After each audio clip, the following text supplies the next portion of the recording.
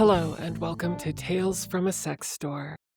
My name is Hazel, and I'm here with my co host, Billy McWilliams. Hello, hello. Hello, Billy. You're such a joy. You too, every day, every time. It's so much fun to hang out with you. Oh, it is fun. You had mentioned wanting to talk about the great American orgasm some more. Did you want to do that today? I'll do that today, but first I want to start off with a little story. I was working yesterday.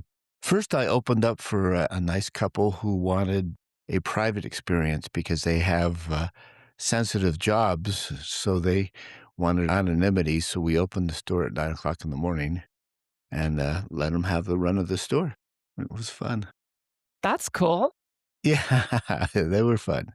Well, actually, it was the first time that she'd ever been in a sex store, so I kinda gave her a quick tour and also, like, found a way to hopefully make her feel a little bit more comfortable because, I mean, you don't know what to do or say or act in a sex store. Right. Nobody teaches you. Unless you're really lucky. Yeah. Yeah, unless you're really lucky, yeah. So but the other one was when I opened up at 11 o'clock. This very nice woman came in, went straight to the toy wall.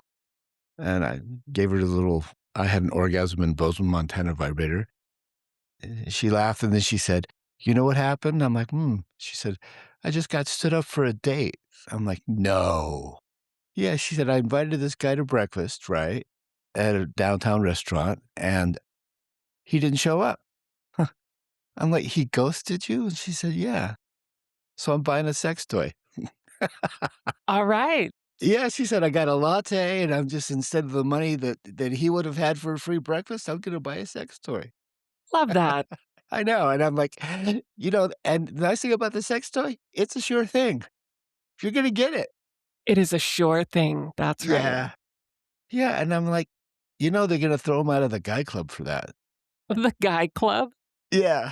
It's like, "Guy, come on." And you know what? She was put together. I was impressed. It's like, it's hard to find the right tone to dress, and I think women take a ton of effort into it, and guys, a little less so, unless you have some sort of style. But so, yeah, she was, like, attractively dressed, sexy, but not too sexy, Mm-hmm. for a blind date, and she put time and effort into it. And so he texts her and says he didn't totally ghost her, he said, "Oh, I totally forgot, and I'm helping a friend move." I'm like, your friend would probably give you a pass to go out to breakfast with a date that you already scheduled. And if he isn't, what kind of friend is he? Yeah. That last minute cancellation, that doesn't look good. It doesn't look good. She blocked him. Got herself a nice toy. On with her day. There you go. Yeah. Oh, God. Yeah. Note to guys, do what you say you're going to do, and then maybe exceed expectations. Right? Like, the bar is low. It's real low, but, like, the bare minimum is kinda just, like, stay in communication.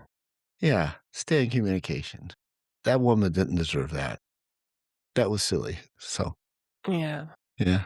But fun. That was fun. She walked out pretty excited, though. That's good.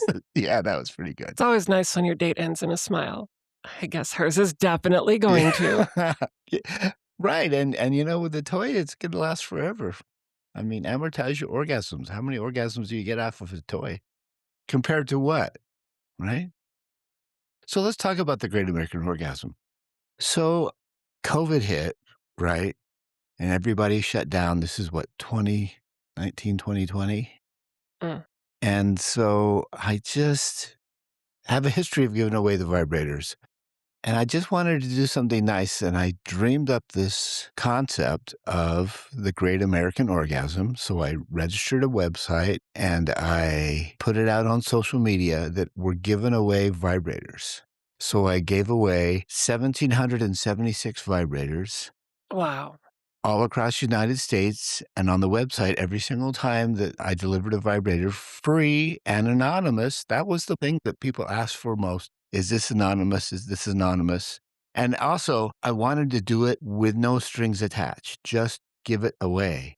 Mhm. So we gave a vibrator and a battery and a little candy. But the deal was on November 3rd, 2020, America comes together. So at 4:20, all time zones, we had the first nationwide simultaneous orgasm. That swept the nation. Just swept the nation. I did it for July 4th, and then I also did it for November election. Yeah. It Nice. was really fun. It cost me lots and lots and lots of money I because bet. we had to pay for all the shipping and the Mm. packaging, and we'll put a picture of the stickers and the box itself. It was fun. And so we ended up giving away just about 3,800 vibrators Wow. all over across the United States. The other surprising thing was it went to a lot of places that I don't think they had two nickels to rub together. Yeah. So they were really excited about it, and I'm thinking to myself, "These things aren't that expensive. Little vibrators are not that expensive." It's like, why can't they be ubiquitous? Why can't they be everywhere? Right, right. Like the free condom jars. Like the free condom jars. Right, right. I think there should be giveaway vibrators at sex ed classes. Mm. Yeah, and a description of why vibrators work, because most people, like, don't know. I Right, mean, they know that you put it on the clitoris, but they don't realize that, like, consider the clitoris an inverted penis. It goes in instead of out. right. So most of the nerves are inside the body. Mhm. That's why it makes it easier to have an orgasm with a partner. I was talking to a woman yesterday, and she says, "No, no, no, you can keep the vibrator." I give away vibrators when they come into the store. She said, "It doesn't do it for me." I'm like, "Okay, great. But tell you what, keep Mhm. it around, and maybe you have a friend who needs one. Why don't you give her one?" And most of the time I ask women that, they're like, "Yeah, I have a friend." There you That go. person, yeah. Yeah, it was fun. It was a ton of work, but we hit, every 50 states, and I sent some to Canada and Mexico.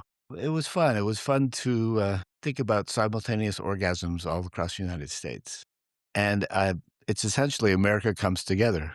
I still have stickers too, if somebody wants some stickers, and the stickers also say orgasm equality because out of every 3 orgasms, men have 2 and women have 1. That's a fixable problem. That is a fixable problem. Yeah. Usually I ask sometimes, I'm like, "Okay, who gets oral sex first? Mm. Why is that?" And by the way, this is a heteronorm conversation, change pronouns for sure. But the other one is, why is sex over when a man has an orgasm? And women are capable of multiple orgasms. Right. Yes. I did a It's called the Bozeman monologues, kind of a off-take of the vagina monologues. Mhm. I did a whole lecture on orgasm equality, including conversations about female genital mutilation, Oh, yikes. which which you'd be surprised to know that it is still practiced. They still do it. The clitoris is so valuable, they wanna cut it off. That's terrifying.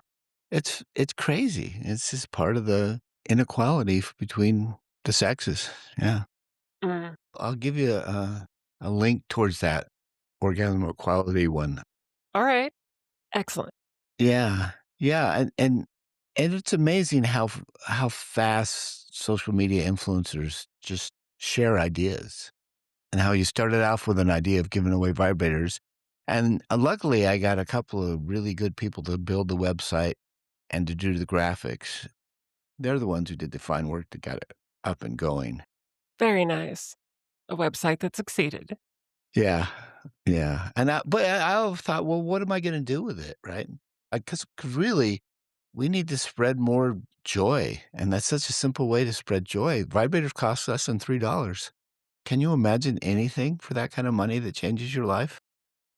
With that kind of staying power? Not really. No, not really, no. I mean, because most of the time you consume it and it's gone, but, I mean, this is something that's, like, helps you sleep, relaxes you, have an orgasm together with a partner, which I think is one of the bigger heterosexual fantasies. Mhm. It doesn't have to be simultaneous, but it has to be close, or Right. it doesn't have to be. But that's the dream. Yeah, exactly. And I think when you have a vibrator that gives yourself a little conversation. Like, for example, when I give them to women, I'm like, "Do you have a friend to give it to?" And they're like, "Yeah." And I'm like, it means something different. If I give it, it could mean one thing, which I try not to, for sure. But you get that connotation, whereas a woman giving another woman a vibrator, that means you're okay. Go ahead, have fun, enjoy your life. Right. Yeah, and that's pretty special. That's a nice bond. Absolutely. Yeah.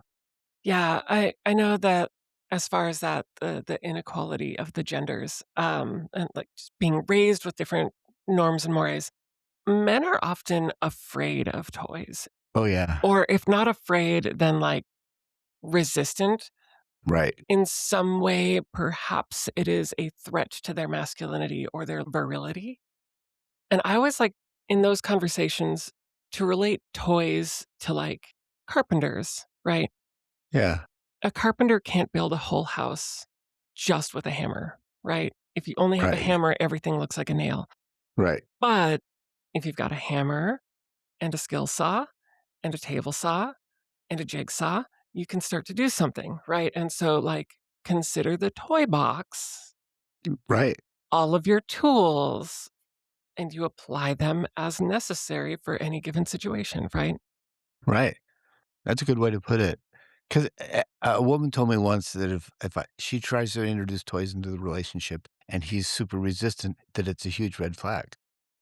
Yeah. Oh, absolutely. That's saying, "Hey, that you can only go so far in this relationship, and I'm gonna be the one doing it." Mhm. Which is like, well, how does that work? I usually address guys when I give them a vibrator. I say, "Look, if you give a woman a vibrator, it lets her know that you're sexually literate, you care about her pleasure, and you wanna have fun. Right. You can only win that conversation." The other thing I say is, "When you go to the gym, do you walk or do you drive?"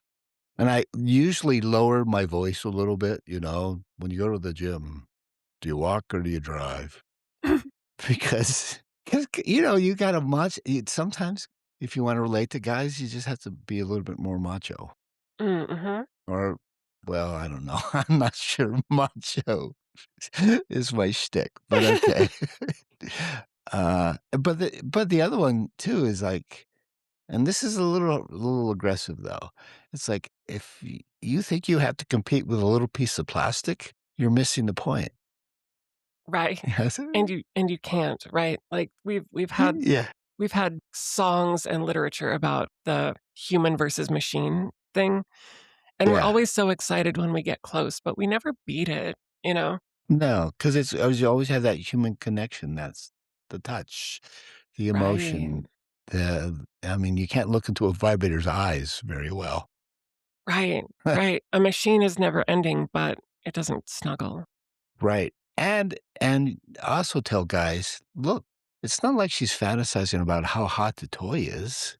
Right. She's thinking about sex." Mhm. And sometimes I think to myself, "Maybe with you, maybe not," which is okay. Mhm.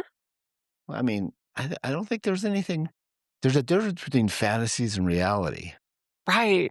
And, like, the point of any relationship connection, right, is the sharing of that relationship connection, right? And so, like, if you can have fantasies and joyfully share them with your partner, that makes it even more exciting, right? Like, if they can hype you up to that, or if they can Yeah, participate in some way, then it brings them into the conversation instead of like, "Why are you thinking about this other thing as opposed to the thing that I am?" Like, it's all about me being right here, and it's like, "Well, yes, but it is also all about me being right, and what exactly. we need to do to, like, perform Share this the dance together."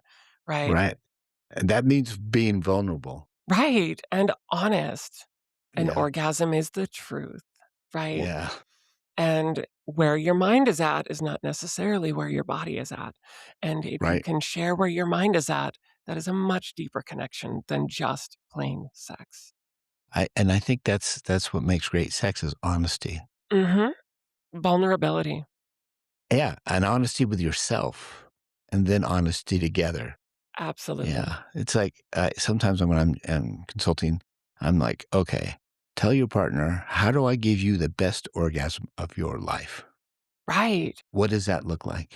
Decentralize yourself in the relationship and see how much further it gets you. Right. Right, the more you give, the more you get. Mhm. And selfish lovers They end up moving their friend instead of going out to breakfast. yeah, exactly. And then they permanently regret it, right? Right. And I told the woman, I'm like, "Ah, this guy, he does not know what he's missing. You're obviously a very nice person." And it could have been really fun. Mm. Sounds like it was definitely heading that way based on what happened afterward at the Yeah. store. Yeah. Well, opportunity missed. Yeah.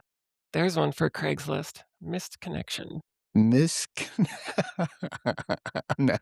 Well, he had the opportunities. Yeah, he could have saved himself. He could have said, "I'm coming over right now. I'm really scrungy and everything like that, but I wanna make it with you and turn a bad situation into a good one."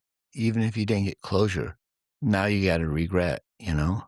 Right. And you hurt somebody's feelings. Right. And it's like, look, if she's there yeah, women take, like, an hour and a half to get ready. Or more. Yeah. What a waste of time and energy, especially because dating these days is difficult. I don't know how many times people say, "How do I meet people?" And the apps just drive me crazy. It's like, man, you have a chance to have a human connection. Make that connection. Right. Just show up. And honestly, like, sure, maybe it wouldn't have ended in the same place where it seemed like it might have been going, but Right. it means a lot. Yeah. Like, making a mistake is human, right? Sure. Like, sure, everybody messes up their schedule every now and then. It sucks when it happens on a first date, but it does happen. Yeah. But if you acknowledge that, like, "Oh my gosh, I can't believe it, I double booked," or whatever, Yeah. it's a red flag because you forgot the person that you're supposed to go on a date with, but also mistakes do happen. So if you're, Yeah. like, willing to drop everything Yeah. immediately, regardless of, like, your presentation and just show up, Yeah. that's pretty hot. Yeah. Huge. Yeah. Yeah. Like the passionate, "Oh my god, I forgot, and there's something wrong with me. I'm coming down right now."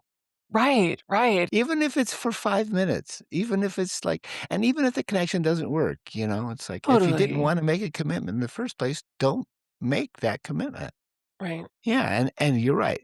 Everybody makes mistakes. It's never the falling down, it's always the getting up.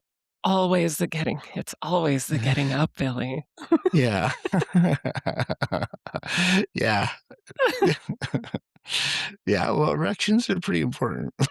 I mean, it depends on what you're into. It's true. It's true. And, back to what you were saying about connections and sexuality, it's like, well, that's one of the reasons why I have a real admiration for kink, because I think kink, I've seen people open their mind and do something, and all of a sudden it just opened up an entire new world for them that they had no idea that was there. Absolutely. And it's like in a way that like is genuine. Absolutely. Yeah. Kink is another one of those places where it's kind of your truth.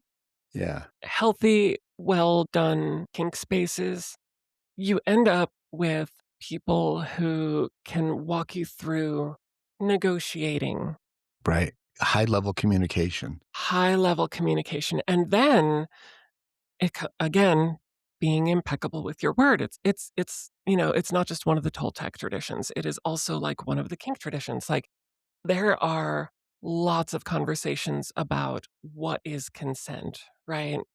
Right. And yeah, and it's consent before, during, and then really importantly, aftercare. Mhm. Consent can be revoked at any time, including afterwards, Right. because endorphins and adrenaline and things like that can put you in a place where you agree to things that you might not Right. otherwise agree to, which is honestly, it's why once a scene has been negotiated and started, it Yeah. is against the policy for most dungeons, like professional dungeons, for you to renegotiate a scene because the people involved in it are then considered under the influence Yeah. Yeah. because your endorphins run so high. That's right.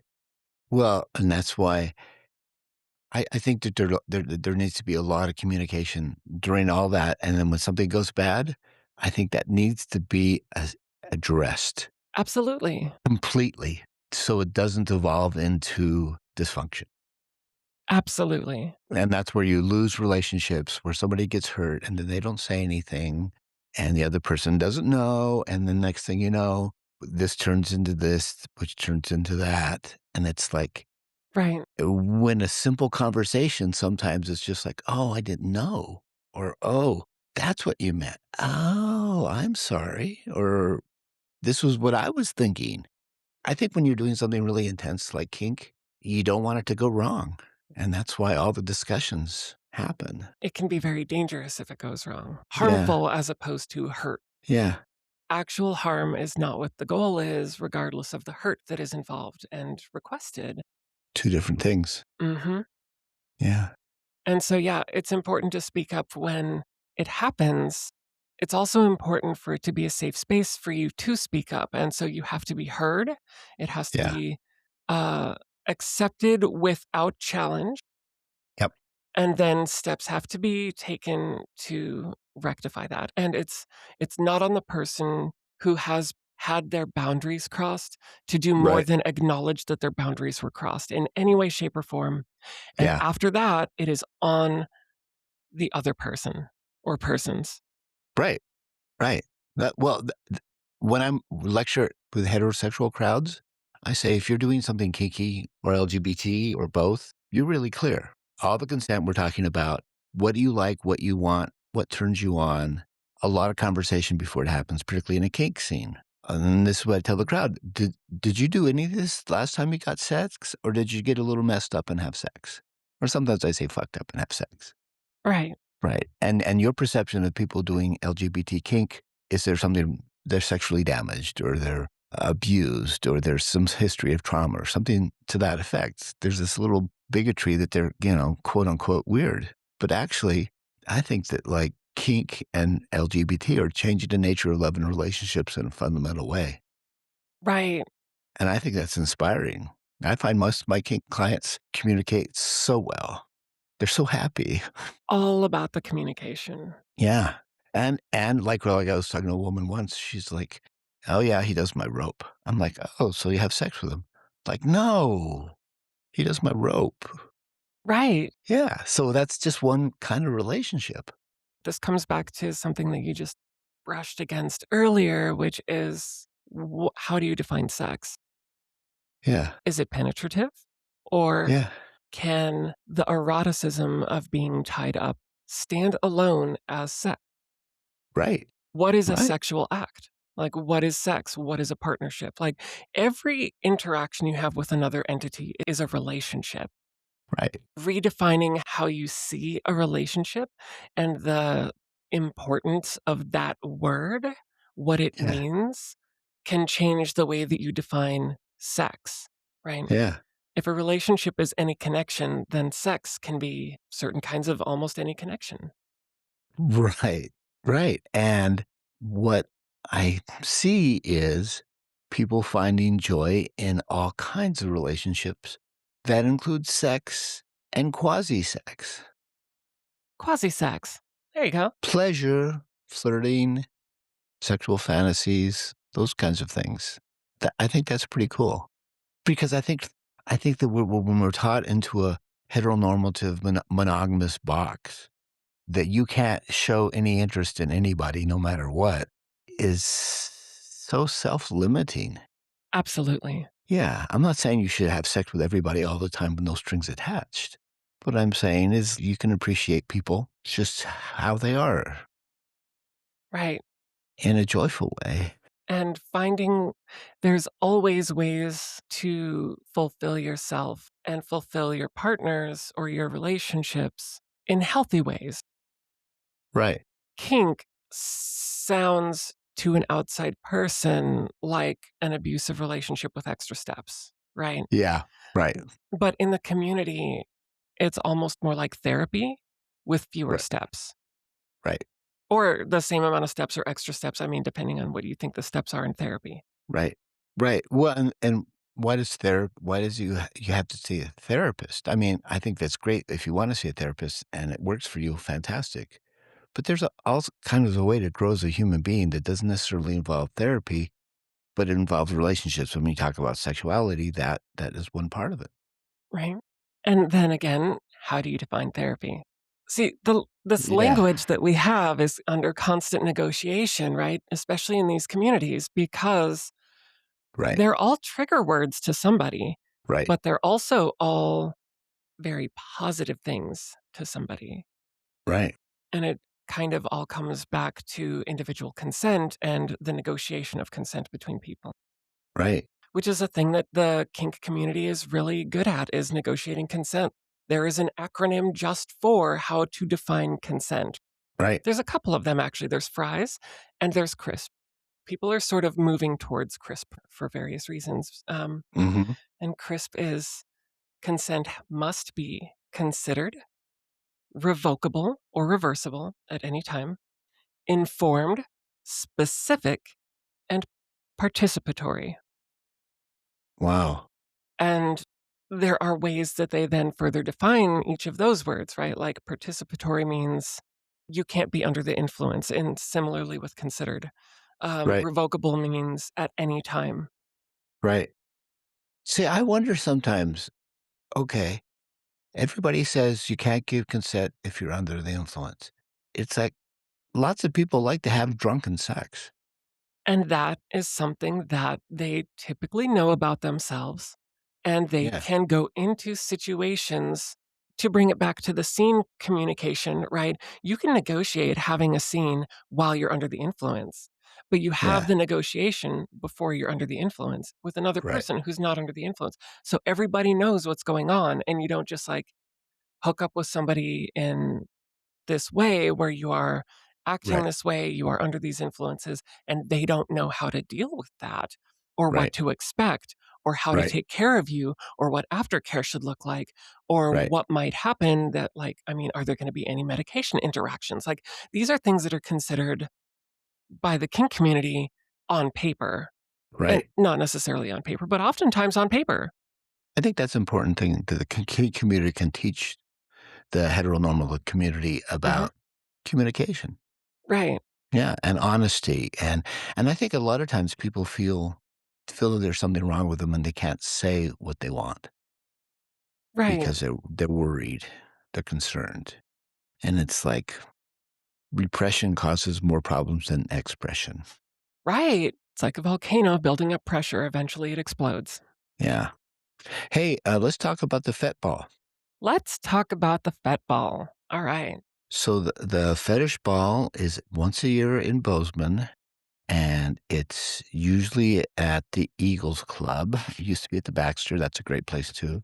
Mm, And it's 300 people, and the rules are it's called the fetish ball, and it's fetish or formal wear only, no street clothes, no jeans, no nipples, but that's about all the rules. There's a DJ, there's shibari demonstrations. I believe there's going to be an impact play demonstration, right. and it's every year.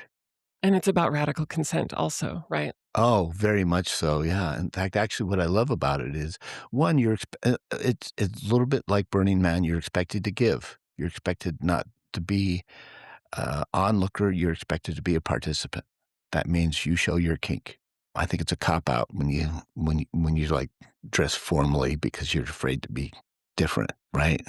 But the understanding that everybody appreciates everybody, and that if you see somebody touching or acting inappropriately, you have a duty to stop it or tell somebody else to stop it.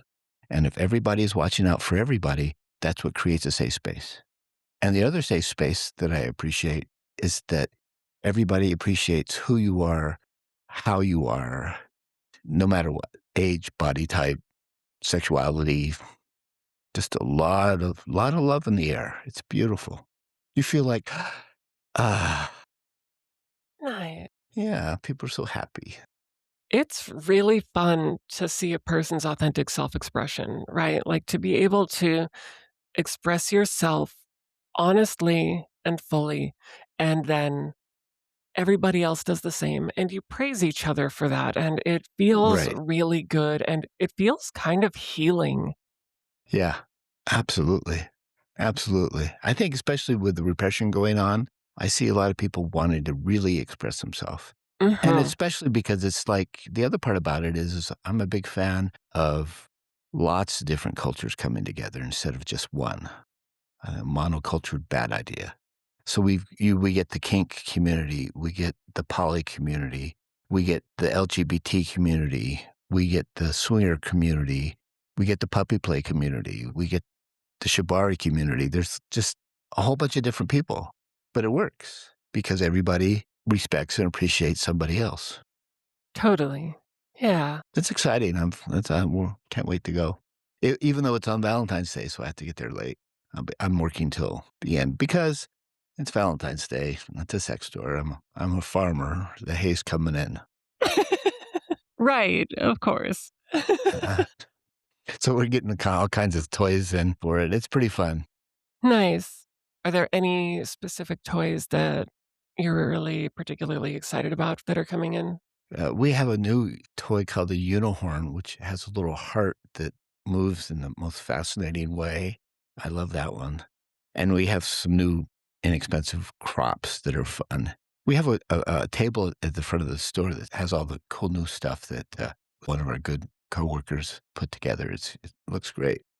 Right. I think some of those products were listed, just like a fraction of those products were listed in our Freaky February blog post.